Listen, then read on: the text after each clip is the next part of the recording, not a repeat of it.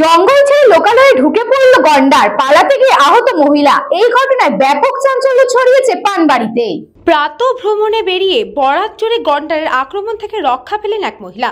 ঘটনাটি ঘটেছে জলপাইগুড়ি জেলার ময়নাগুড়ি ব্লকের রামসাই গ্রাম পঞ্চায়েতের পানবাড়ি কামারঘাট এলাকায়। আহত মহিলার নাম চঞ্চলা পণ্ডিত, বয়স 46 বছর।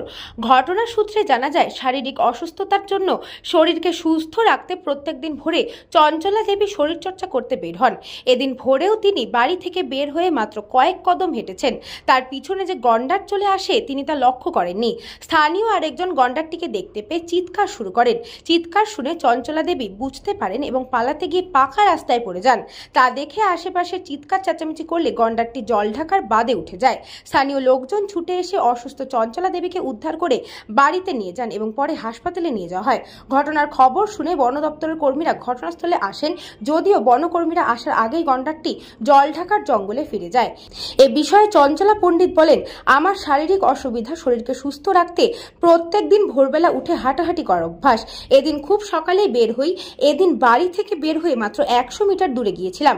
তার মধ্যেই যে গন্ডার পিছনে আসবে বুঝতে পারিনি।